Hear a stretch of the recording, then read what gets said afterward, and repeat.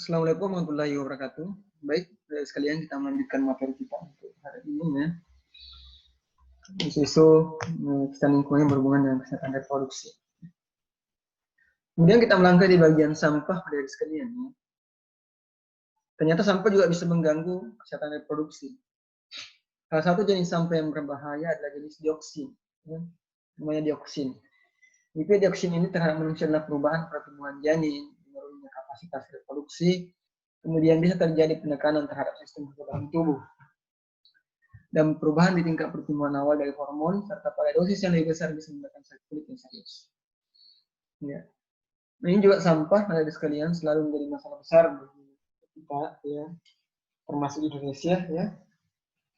Dan tentu ini butuh kesadaran yang lebih, yang bukan hanya tanggung jawab ahli lingkungan, tapi juga kita semua, ya, dalam berinteraksi dalam setiap aktivitas kita senantiasa memperhatikan sampah-sampah ini, ya, yang mana sampah medis, yang mana sampah rumah tangga, kemudian bagaimana pemilahannya, kemudian bagaimana pengolahannya.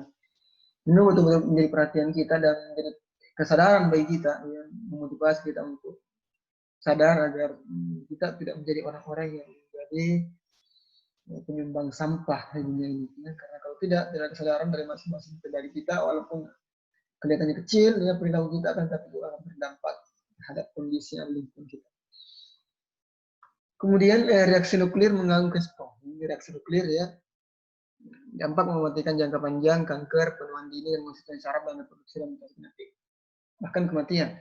Kita tahu bahwa, ya, reaksi nuklir ini tentu, ya, menghasilkan radiasi yang kemudian bisa berdampak pada sistem saraf kita, reproduksi dan genetik. Bahkan ada sebuah penelitian, ya, misalnya terjadinya adanya bom nuklir di Hiroshima dan Nagasaki itu ternyata dari penelitian itu didapatkan ada efek jangka panjang terhadap reaksi nuklir tersebut terhadap manusia.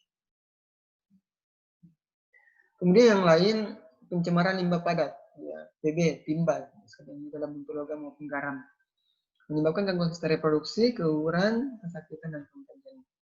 Ini tentu kita harus, makanya setiap keluar rumah itu kita perlu menggunakan APD, masker, dan sebagainya supaya tidak terpapar dengan timbal. Kita tahu bahwa PB ini salah satu kandungan dalam bahan bakar bensin, ya, biasa digunakan oleh kendaraan kita, di mobil maupun di kendaraan bermotor. Maka itu penggunaan APD juga sebenarnya bisa mengurangi kita dari risiko keterpaparan tersebut. Sebagaimana kita kembali bahwa selain imunitas tubuh kita harus dijaga, juga harus menjaga agar kita tidak terpapar dengan faktor penyebabnya tersebut. Kemudian di Amerika Serikat sendiri, merkuri memasuki lingkungan dari pembangkit listrik batu bara. Ini ada merkuri yang dihasilkan dari lingkungan pembangkit listrik. Ya. Jatuh ke bumi menjadi bahaya bagi manusia melalui ikan yang dimakan manusia. Ya. Kemudian perkembangan otak janin bayi-bayi sangat sensitif terhadap merkuri. Sehingga ibu hamil, perempuan akan hamil, menyusui, dan anak balita juga tidak makan ikan laut. Ya, inilah terkadang yang menjadi informasi, ya, kenapa ibu hamil kemudian tidak dianjurkan makan ikan laut. Ya. Bukan berarti ini mitos, akan tetapi dalam hubungannya dengan agar dia tidak terpapar dengan mikro. Misalnya ada beberapa ikan-ikan, misalnya ikan pedang, ya, ikan makerel, dan ikan hiu. Ya. Kemudian demikian juga logam berat atau kadmium, ya, menyebabkan penyakit itai bio, ya, ini bahasa apa ya, bahasa Jepang, bahasa Korea. Artinya adu-adu, nyeri sendi, ya, dari gerakan.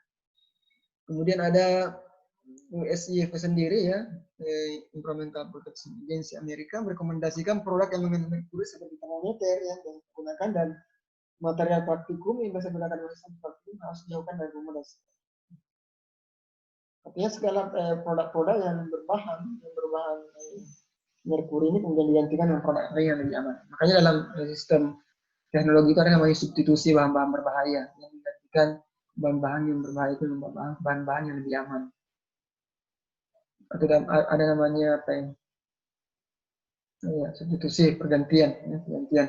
Kalau misalnya selama ini menggunakan las yang ada radiasinya, maka mungkin bisa digunakan paku, itu dan sebagainya. Kemudian sumber baru pencemaran peternakan. Ini pada area peternakan. Ya. Misalnya ratusan ribu babi, sapi, dan kuda serta unggas yang hidup dalam tempat tertutup menimbulkan sampah serta yang dibuang pada lahan yang terbatas. Ini juga ternyata berdampak terhadap kesehatan. Menurut US IFA tadi ya, produksi ekstrakta hasil peternakan adalah 130 kali lebih banyak daripada ekstrakta produksi populasi manusia di bumi. Karena memang peternakan itu banyak ya, terutama ada peternakan yang di Indonesia juga termasuk banyak peternakan ayam, ya, sapi dan lain sebagainya.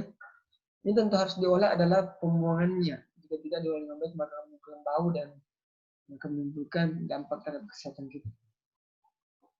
Di musim penghujan ya, manure atau namanya ekskreta ternak ini ya, mencemari sungai dan sumber air lainnya, sebelum beraknya, kencingnya, hewannya. Kemudian belum baunya menyebabkan penduduk sekitar mengalami gangguan napas, mual, pusing dan sebagainya. Kemudian bagaimana standar aman yang digunakan? Dari itu setiap buangan-buangan atau suplai-suplai emisi radiasi atau faktor-faktor dari lingkungan itu memiliki ambang batas. Sekali ini.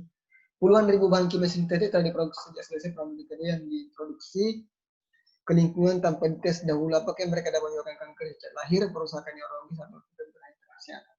Maka itu perlu dipatuhi standarnya, berapa standar aman bagi kesehatan yang bisa digunakan. Ada namanya uji kelayakan alat sebelum digunakan, berapa apa kandungannya, apakah standar sesuai dengan standar kesehatan. Peraturan perundangan di bidang lingkungan telah banyak diciptakan sehingga sebagai pedoman identifikasi bahaya yang butuh standar untuk lingkungan kesehatan. Ada namanya AMDAL yang menilai lingkungan. Benar-benar absolut aman akan tidak mungkin dicapkan aman untuk perhubungan. Walaupun mungkin itu tidak sepenuhnya aman, kan, tapi minimal ada upaya kita untuk mengurangi transmisi ya beberapa bahan-bahan kimia sintetik yang kemudian bisa berbahaya bagi kesehatan. Kemudian kesimpulannya ya, menyediakan lingkungan hidup yang bersih yang penting untuk kesehatan masyarakat adalah salah satu fungsi terpenting dari pemerintah. Ini butuh kebijakan teknis dari pemerintah kita bagaimana mengelola lingkungan ini yang menjaga masyarakat agar kemudian lingkungan itu tetap bersih dan kemudian tidak mempengaruhi kesehatan kita. Tentu juga upaya pemerintah ini dengan kebijakannya didukung dan sepenuhnya oleh masyarakat. Karena tentu yang bergerak di lapangan itu adalah masyarakat sendiri, makanya kita perlu dukung agar segala bentuk kebijakan pemerintah ini bisa tercapai dengan baik. Kemudian identifikasi bahaya adalah langkah awal yang penting untuk menciptakan lingkungan bersih dan sehat, baik dari segi bahaya mikropatogen maupun bahan kimia berbahaya. Maka dari itu perlu diidentifikasi bahan-bahan apa saja yang bertempat itu, baik itu bahan kimia maupun mikroba. Kemudian keadaan bahan lingkungan dikenali pertama pada pekerja karena mereka bertindak sebagai linkage, ya, the first human to the test the safety of mixing di samping bahaya baru dari kotoran. Artinya apa? Ya, bekerja ini terutama ya karena bekerja ini dia kontak langsung dengan bahan-bahan yang bisa mengawari, ya, makanya itu perlu dilengkapi dengan alat safety, APD dan lain sebagainya. Ya. Selain tentunya bahaya baru dari kotoran ternak tadi. Kemudian penetapan standar yang benar-benar aman sudah dipastikan. Itu mungkin yang bisa kami sampaikan sekalian. Mohon maaf atas kekurangan. Mari kita lanjutkan dengan diskusi. Assalamualaikum warahmatullahi wabarakatuh.